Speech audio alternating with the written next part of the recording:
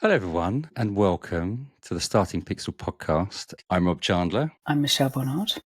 So today we're joined by Eric Hasso, a true pioneer in-camera visual effects. Eric is redefining virtual production by pushing the boundaries of projection technology. He built Sweden's first virtual production studio, developed Europe's largest projector-based virtual production wall, and has more than 50 credits to his name. His journey is one of innovation, problem solving, and technology breakthroughs, including the creation of One Lens 360 plate, and a great guest to explore the future of in-camera VFX. Welcome, Eric. Hello, welcome. Thanks for joining us. Thanks for having me. Amazing. Yeah. You say that now, right? Say that now. So, Eric, tell us a little bit, to start off, tell us a little bit about yourself in a few minutes, your background, where you live, what you do, and how you ended up getting to the heady heights that you find yourself. Yeah. I'm Swedish. I live in Stockholm, like 30 minutes from the capital, and I work as a director of in-camera VFX. And filmmaking has always run in the family. And my grandfather was a pioneer filmmaker in the 30s and 40s. He's from Amazing. Germany. So I've always have had that, like, film is always an option. Like from like kindergarten, like film is an option. Didn't know what film was, but film was a big option. That's such a gift that film is an option. Yeah. I look at my kids now and I'm like, wow, that's an option. And it's just like, it's there, it's in the house. Yeah. And for lots of people, that's not. That's exciting. And I asked my father, why didn't you get into film? And he said, it was so annoying having every movie torched to pieces. So I wanted to do what my grandfather did, and he was a carpenter. So my father is a carpenter, and I'm a filmmaker. So it skips a generation. Yeah. Right. But at the end of high school, I started freelancing and became a YouTuber behind the camera. What were you making YouTube videos about in 2006? Corporate YouTube videos. Yes, great. So YouTube, blimey, It was the second year of YouTube. Early for YouTube. I think I was still on MySpace in 2006. what? Even I don't know. Even I don't know what MySpace is. I mean, I think I did it for about 4 weeks. Yeah, so corporate videos for YouTube. What kind of things were you doing? So the first thing I produced for money was a commercial for my school, and it was a big commercial for my school. Mm-hmm. And one section was the machine program, so building and heavy machinery, and there was a lobbyist there from the union that liked our energy, I guess, like young 18-year-olds. And he asked us to produce a commercial for the union for YouTube. Like, he didn't know what YouTube was, but it's where all the kids are. I continue doing YouTube for companies for 10 years. And in 2017, I was actively exploring studio opportunities. Because I felt a pull that I didn't want to be in a building that I had to pay to be in. I want to be in a building that paid to have me there. Sensible. Well done. And so looking for ways to make that work, because building a studio is extremely hard. There's like very few reasons to build a studio, unless it's niche. And what I discovered during that time was that projector and camera technology were evolving into something new, and that new could be used for in-camera visual effects. And that led me to establish Igelcott Studios to try and bring my vision to life, which ended up starting very slow. So the first year was building out the studio by hand and working towards an idea, because in-camera visual effects requires a finished, built studio. So I had to wait for a year while I was building it before I could try my thesis that a projected image behind an actor could work. What was the very first kind of mini in-camera VFX thing that you did, which kind of led to this? I didn't try it before You didn't? I built it. No. Wow. That's okay. amazing. And this is, and just to sort of, I guess, to set it in the time frame. So this is pre Unreal Engine, all of that kind of stuff. So this is and then correct me if I'm wrong, this is sort of an up-to-date version of the backdrops that we used to see in James Bond films and in North by Northwest, where you had a projection going on the back of a screen and someone sitting in a car or running away from a plane, right? 100%. Right. And I asked around my future fellow DP friends, and if you're in the game for long enough, especially if you're from like the 60s or 50s, you've tried in-camera visual effects for a project. Mm-hmm. And some actually built out the system for production. But something that film productions are famous for is inventing the wheel and then leaving it and forgetting how they invented it and then inventing it again. So I wanted to build on the momentum of inventing the wheel and improving. And the selling point of me would be that I've already done all the shows. So when I start working on your project, I'm bringing all the... Go, yeah. So what is the scene in Sweden like? I guess for filmmaking or for, for that level. What it was like or is like? Is like. It's what it's like at the moment. Still slow. The filmmaking as a whole is recovering slowly. Mm. I think we might back up from 40% to 50%. Right. But it feels better. It feels like we're getting back. Is it creatively wise and technology adoption wise? What's your feeling about that? Does it move faster or slower than other places? A mix. It moves. I think we adopt it faster. So if someone wants to try something new, we try it because we're such small teams. We're always 40 people. So you don't have to convince. Well, in Sweden, you have to convince everybody, but it's a flat hierarchy. Yeah. It's a much smaller team of people that you have to kind of fight. Yeah. But that helped me because one of key things when I built the studio was to put the television everywhere. So doing production day was marketing because you had 40 people seeing the end result on televisions in every room. So kind of in the corridors, in the green rooms, in the different rooms. In the corridors, in the green room. Everybody can see the machinery. In the makeup, in the costume. Yeah. So is that a TV of a BTS, like a behind the scenes, or was that no. So monitor? That's the camera feed. monitor. Live feed. Camera feed. Yeah. Got you. Which I've found exactly the same, actually. I've filmed on LEDs and green screen. Green screen's one of the most surprising things, or not surprising, because people have a preconception about what green screen is. And then they walk in and you have these monitors around and everyone's looking at this screen that's surrounded by green. And then they look at the monitor and they go, hold on a minute, they're in the clouds or they're standing in this set or they're doing these kinds of things. That's really weird. And it's funny how everyone suddenly just looks at the monitors versus looking at any of the talent or the actors on set. They're just completely focused. It's one of those light bulb moments. I always sort of say it's quite gleeful. When someone sees it for the first time, you almost see this 8-year-old glee in their eyes where this light bulb goes above their heads going, wow, and everything sort of drops into place. Pretty cool. Can you remember when your sort of first aha moment was? So the thing I told my colleague and my investor when we were still alone before anything was tested was Oblivion with Tom Cruise used in camera visual effects in 2013.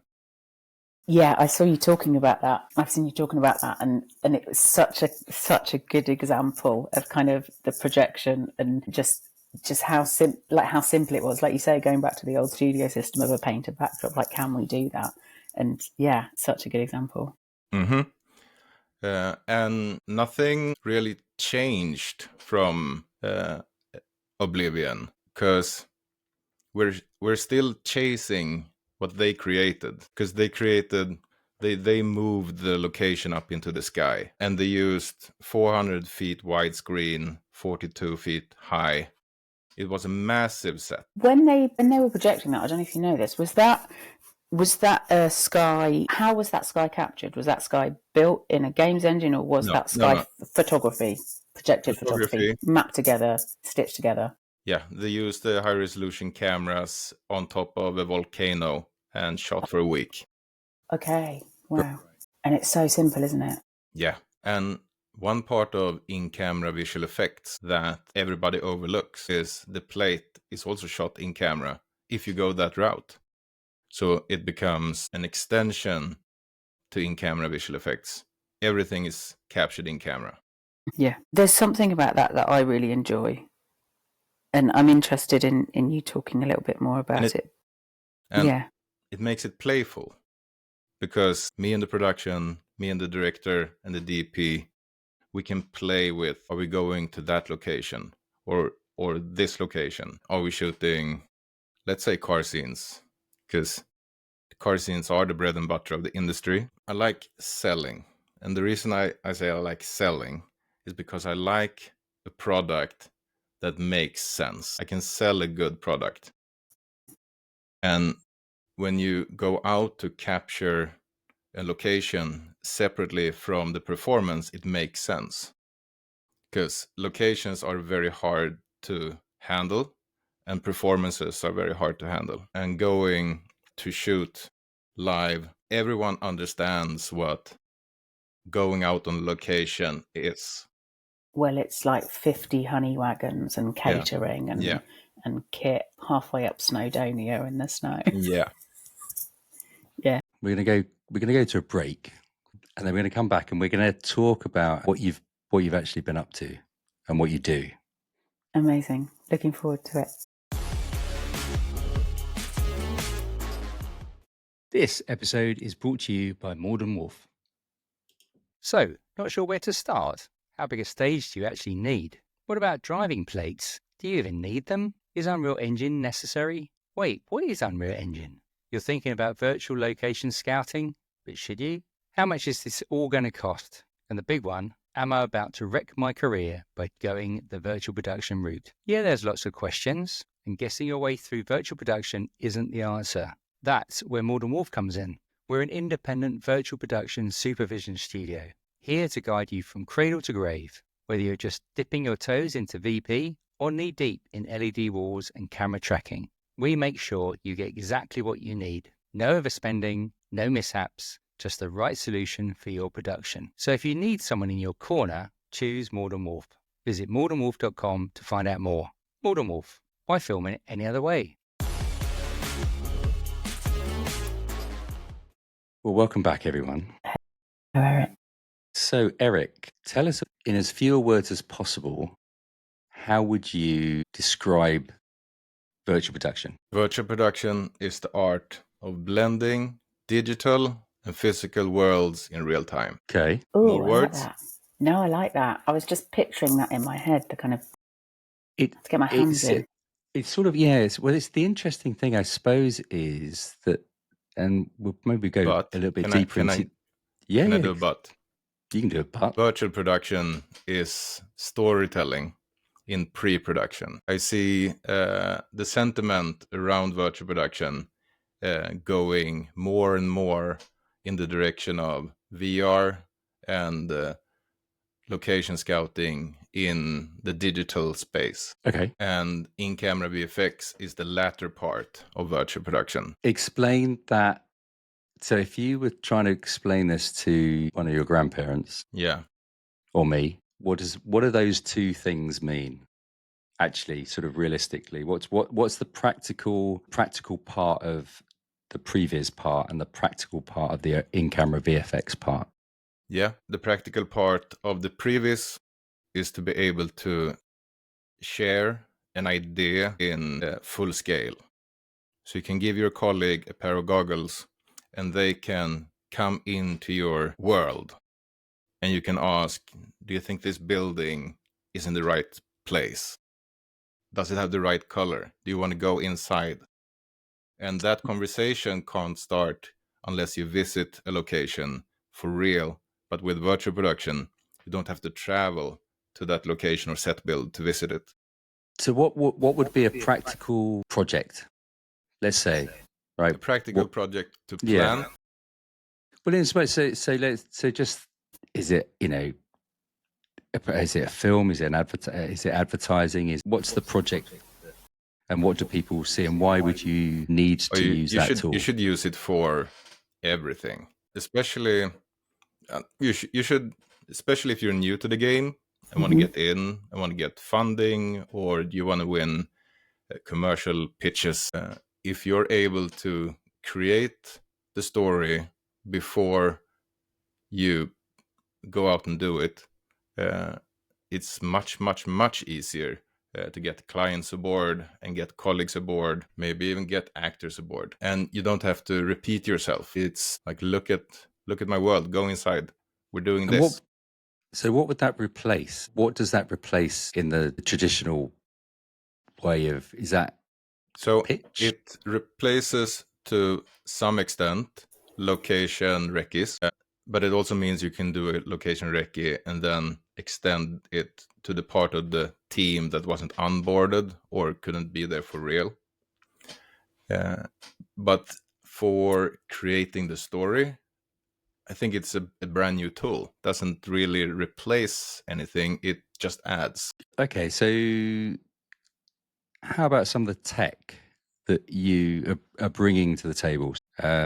We've seen, I mean, a lot of people feel they know or assume they know what virtual production is, which, can be in a big LED wall, it can be green screen, it can be loads of different things. The technology has been around for backplates for years and years and years. So what especially have you guys been working on that sort of bring this up to the So like you said, Rob, the cameras has been around for years, like hundreds of years, but the plating workflow didn't evolve until VR 360 cameras began to exist. But the closest we had to shooting in 360 was to do an array rig, where you have 9 cameras shooting out from the center. And correct me if I'm wrong, so they strap 9 cameras literally to the top of a car, right? Yes. And they drive it around, Yeah. filming, pushing play on every single one, and then take it into some sort of clever bit of software, and it all stitches together so it creates this sort of 360 image. Yeah. And what can you do when you do that? What's the physicalities of what you do with that bit of that 360 image using that technology? So using the images, you have to stitch them, and you have to try and bring it as a one, and that create many problems because you have 9 cameras that are all placed out of position, because the point of view is the center of the car. So anytime you're changing angle, you're also changing your point of view quite significantly. Of course, because if you're going to shoot from over the shoulder of one actor, the point of view of where that camera is different if you're, because the middle is not the middle anymore. You can only have one camera in the middle. So that's why I bring one lens 360 to the table. So it's one camera and one lens that shoots from one point of view and captures up, right, left, So in that's high resolution. So you can get those things, right? And I imagine that your version of this is a lot higher spec, but there's these, you can sort of do it with an iPhone, right? You can do this panorama film, or the panorama, you can buy these. Emulates the same thing as an array rig does, because you're moving the camera. Right. And that's the first thing people see when they hear 360, that you have to scan the environment. But what my lens does is that it bends the light from all directions down to the sensor of the camera. Okay. Because yours moves as well, right? So with an iPhone, you're standing still, right? And you do that panorama, or you got a 360 camera, the same thing, right? Or VR camera. I mean, I literally don't know anything about it. A VR camera has like 2 or more lenses. So your lens, does it go all the way around and all the way above as well? Yeah. And it's one solid lens that captures that. So as you move, it's capturing the movement all the time. I need to share my screen. Yeah, go for it. Okay, so if you look here, you have from different setups. So this is both. And what you see is the raw image unfolding. Amazing. So creative director has said, okay, so we're going to go and film this train. Okay. So you've captured the 360. Yeah, okay. Then what do you say? You got that file. What then happens with it? If it's a one-day shoot, it goes into development for 2 weeks. Okay. And then it ends up as a production-ready file without noise, without distortion, and in a good file for good playback. And then you kind of share that file with the DP and the director, and they kind of. I'm presuming you've already had those conversations with the directors and the DP. Of course. So during the 2-week development, the first step is, of course, giving them the rushes. So I give them a playlist in 360 so they can look around. And let's go back here. Let's say we've shot something good. Train. Is this your library? Yeah, this is my library. Amazing. So we go here, we play. So do you see it? Yeah. Okay. So let's say this is rushes from the day's shoot, and then the DP will get this and look around. And how does he or she physically do that? How do they? What's the tech? So they watch on their phone, right? And sometimes I forget to tell them the video is 360 and the process of looking around. I had one DP who was watching it in his hotel room, looking at the footage and thinking, God, this is boring. Do you know what? He drops the phone and it lands on his stomach and it's completely different angle. And then he realizes he can look around. I think that this is such an important point. And I think for anybody who's listening who is brand new to virtual production and this world, the first time I went into a games engine, Halon had sent some slates over, Lux Machina had sent some slates over, and I was like, oh, that's where we're going to shoot. Because we forget the very, very simple thing that within that you have to location scout. And if you've never done that before, you don't realize that you need to location scout in the same way that you just need to location scout in real life. I was like, oh, I can move down and I can move up and I can turn to the right and to the left. And it's such a simple thing, but the number of directors and DPs that I've known who are brand new, who've not understood that as a really basic concept is wild. But I guess, I mean, you don't know what you don't know, right? And you absolutely don't know 360 content exists on the web. So I would say the final step of location scouting is choosing takes and choosing the in and out point of the take. And it's really important to always bring 3 minutes for every scene, because the normal rule is 1 page is 1 minute. But doing this for like, oh my God, 7 years, 6 years, a scene takes way longer in real time than in the edited version.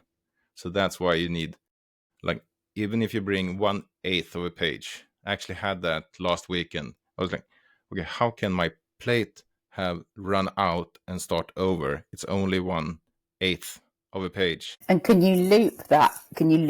You can't loop it. Like, you can and you can't, because even if it's never going to be perfect. So you're always going to have to cut around the loop if you have to, like, shoot over the loop. Yeah, it's real life, right? Yeah. And real life makes it interesting as well. But by bringing enough duration, the directors can be in the moment. I love when they say, on a roll, but I'm not rewinding. They are just in the moment. The magic happens, right? So you've done the previs, you've selected the shots and all that kind of stuff. So then talk us through a little bit about the physicalities of what's happening in the studio when you're actually filming. Because you use, most people, as I said, sort of think about virtual production, big LED wall. Some people think about green screen. You have a different approach, right? Yeah. And before we dive into that, can you please play the show reel? Talk us through a little bit about what's going on as well. So everything is happening on set in a studio. So nothing is out on location. And everything is captured in camera without post VFX or post comping. And just for the listeners, so we're watching a video now, and I will post the link in the comments. And it's a show reel, so there's lots and lots of cuts and stuff like that. Yeah. And the beginning of that, there were quite a lot of car scenes in different locations, looking up at the sky, fights in cars, the kind of things that actually, to close off a road, are incredibly expensive and health and safety wise impossible to do. I actually wish more clients that want to do action outside of the car, like on the car or hanging out of the car, would realize the possibilities. Yes. Because it's completely underused. So we've just seen, actually, I'm going to for the listeners, we're looking at a car.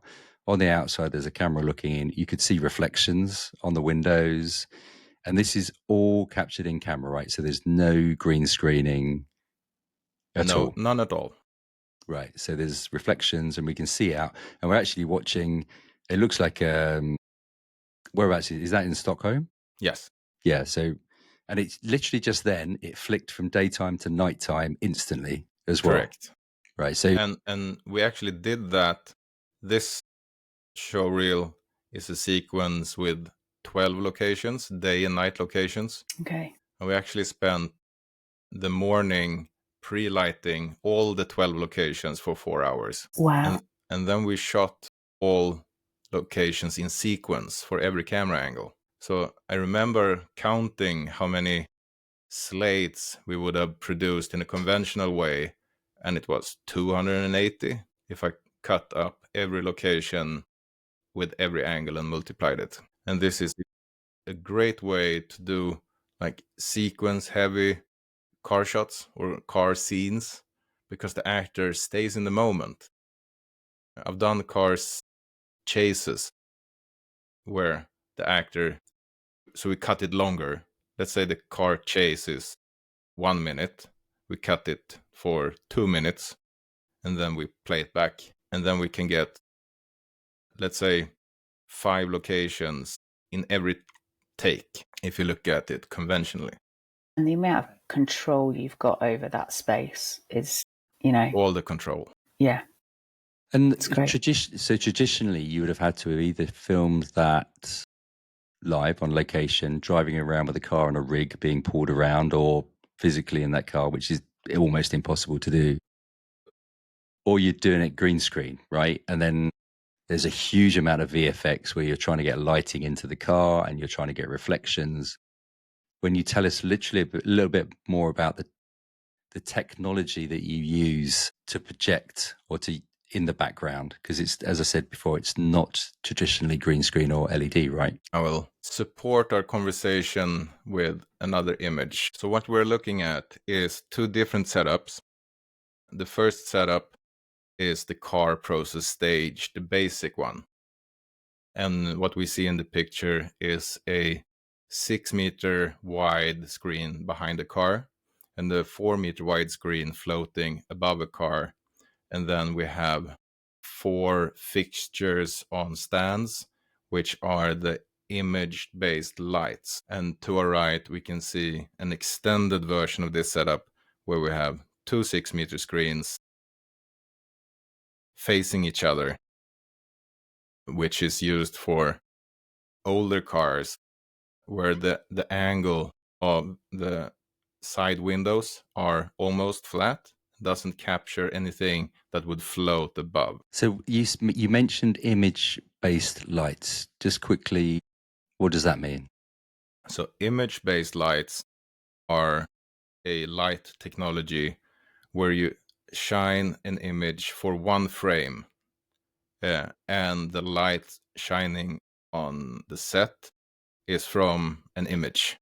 Right. And it's the same image that we are playing behind the car, except for our plates, it's what's actually happening behind us. So an example of that would be? So an example of using image-based lighting, you're driving where there's, let's say you're in a city and you're driving between buildings. So when you go in between buildings, you get a softer dimmer light, and then when you go out in the cross section, sun can come and catch you inside of that light, because we have composed the sun into the light, but it gets revealed by playing the footage and going out of shadow and into the light.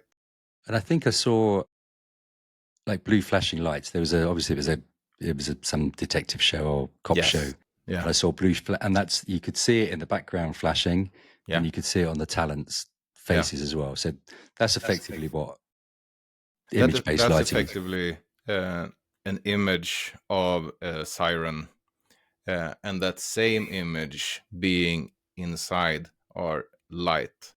And our lights are basically televisions, but they are based on LEDs and very high output, low resolution LEDs. Right. Yeah.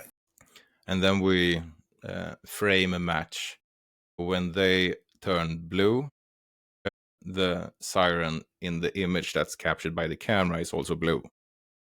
And when it turns away and becomes black, it's black in the light. And by doing that, you don't have to program the sources happening around you. You play with it like you're playing with a camera, because you're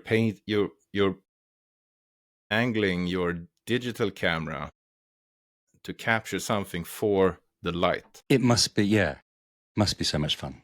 I tell you what, we're going to go for a break now, and then we're going to come back and talk a little bit more about why do you want to use this stuff, right? So let's go for a break, and we'll see in a bit.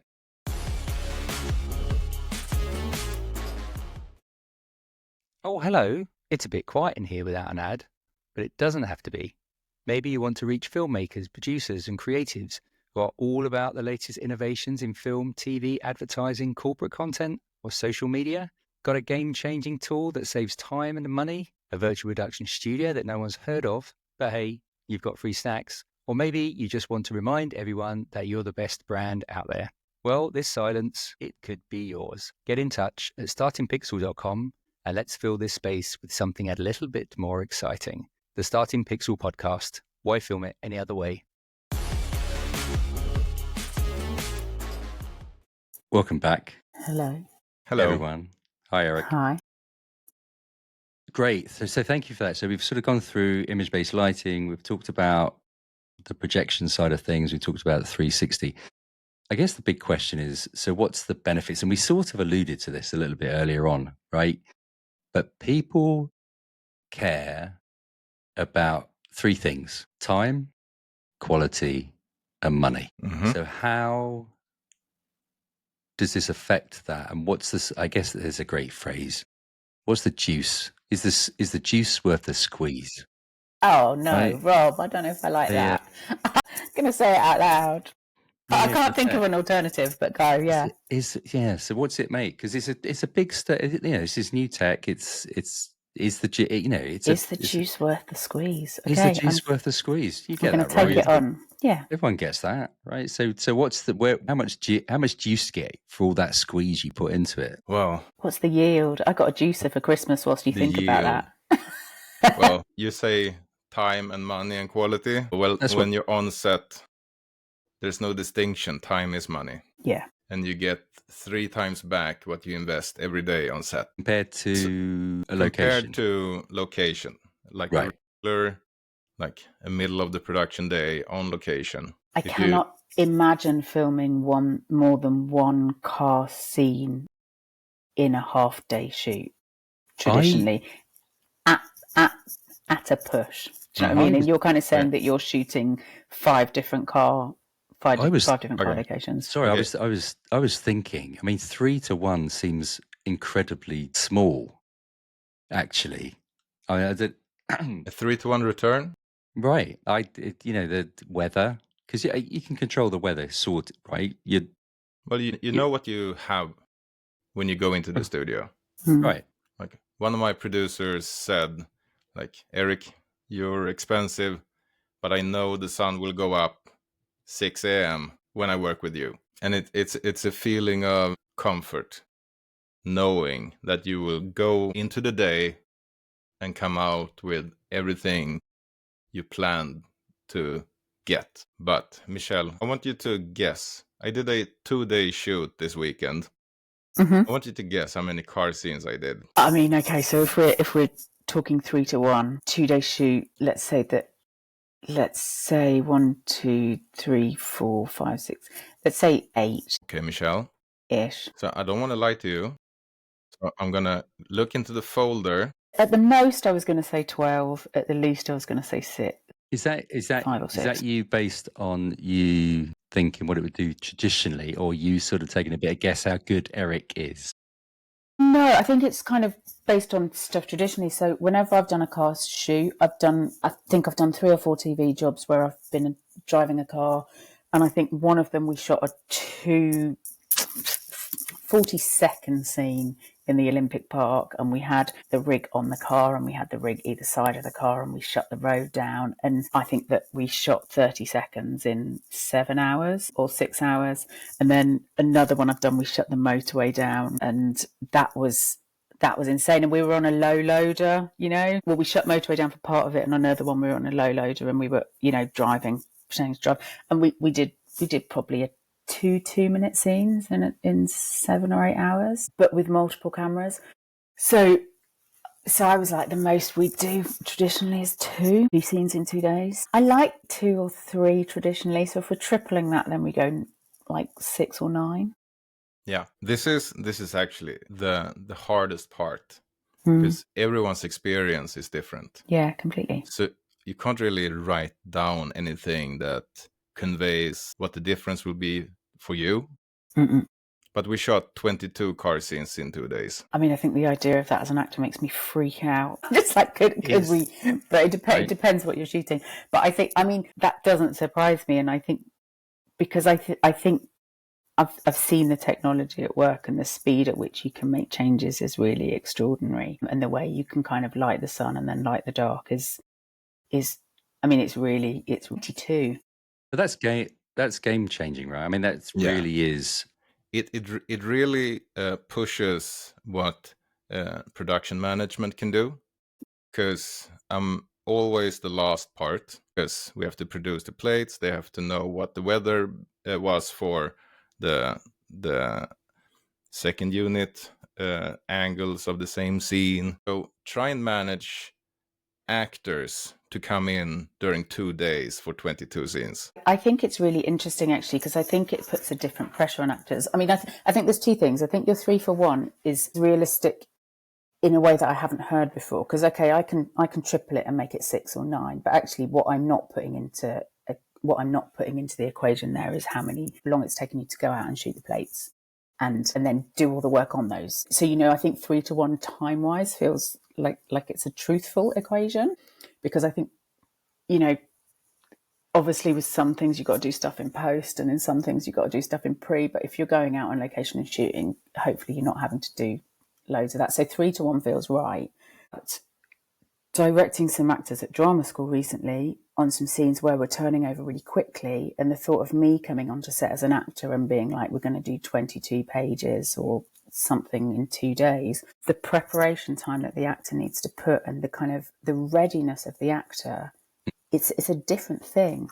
And I think directors need to know that, because they need to warn actors, and I think producers need to know that, and I think actors need to be ready for that, because it's more akin to theatre. And there's a bit of me which is like, if we're going to shoot that many pages, I need a little bit of rehearsal time. Do you know what I mean? In a way that maybe we don't. This shoot, it was a revolving door for actors.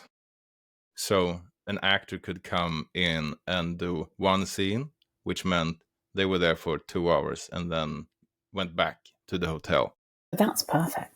And I did the dumb question of asking, okay, why are we shooting on a Saturday and Sunday? And they said, I don't know. I guess it was the only time the actors who do a lot of theater had an opportunity. I'm like, man, it's actually my responsibility that the actor that flies from Sweden to Lithuania to perform for 1 hour gets to perform for 1 hour. Like, I can't be down. I need to be up. 100% of the time. Interesting. So you've talked about the efficiency side of it. I guess the cost and time, because they're sort of very, very well correlated, which I guess goes there into that downtime side of things, right? That's where things start costing loads and loads of money as well.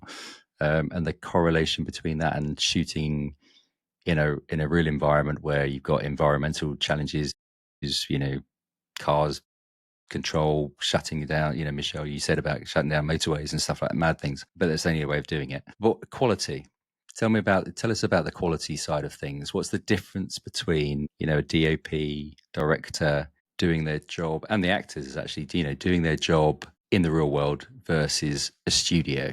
And what's the quality? Is there a trade-off? Is it better? Is it worse? How does that work? It's if it's not better, it's not worth doing. So in-camera VFX has to look like reality or better, or else they will walk out the door and never come back. One inspiration for this venture was watching movies and shows and seeing how the cinematic language and even the language of the light could deviate from the process trailer stuff in the movie versus the rest of the movie. Because it got me thinking, it must be really hard to control a moving set. So when you're on a process trailer, you can't get the camera angle or the camera movement that you use on a static scene.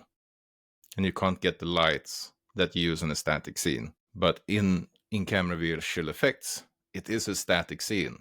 We're just doing some magic to make it look like we're moving. So all the benefits of control is retained, and I believe my car scenes have the same aesthetics as the rest of the movie. Or Yeah. Yeah, I mean, looking at your showreel, I mean, it's difficult. It really would be difficult, to really look at those and go, those have not been shot on location, to be honest with you. Eric, that's amazing. Thank you so much. Thank you so much. What are you up to at the moment? Is there some things that people can come find you where you're doing it? I want to end off with innovation happens at the edge of failure. Keep pushing, keep refining, and the right people will notice. Brilliant. That's brilliant. Cool. And we'll put your links in the boxes below and in the bios and all that kind of stuff. I'm going to come and have a look at your library as soon as I get off. Your library of driving plates. They look fabulous. I can give you a guided tour. Yeah, there's another podcast. Get in touch with Eric if you want to see some demos of his driving plates. Brilliant. Thank you so much. Thank you so much. That was good. It was good. Yeah, he knows his stuff. I think the interesting thing about Eric is that he's been doing it actually before the big uplift of LED walls.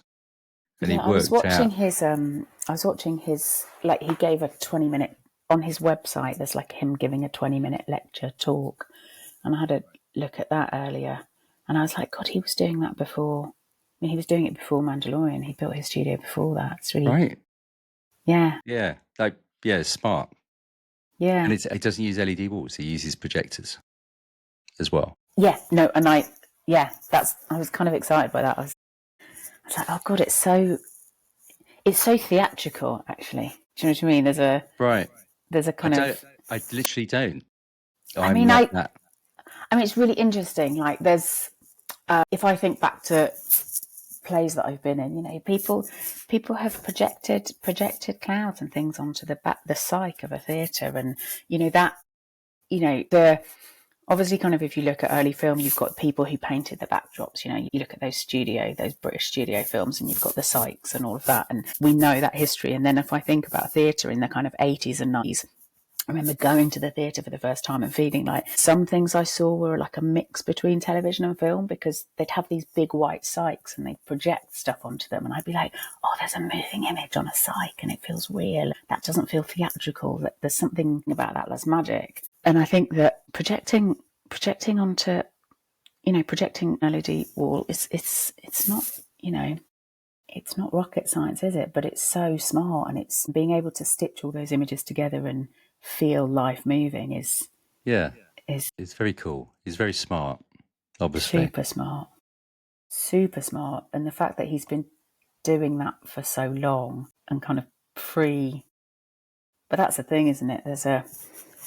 There's always a thing in a zeitgeist which moves populations of people towards something that they want. And it's interesting. I wonder, I've not come across anyone else who's doing it the same way as he does as well, to be honest with you. No, I haven't. So it'd be interesting. We'll get some other people on and we'll quiz them about it as well. This would be good. Yeah. Michelle, it's been awesome.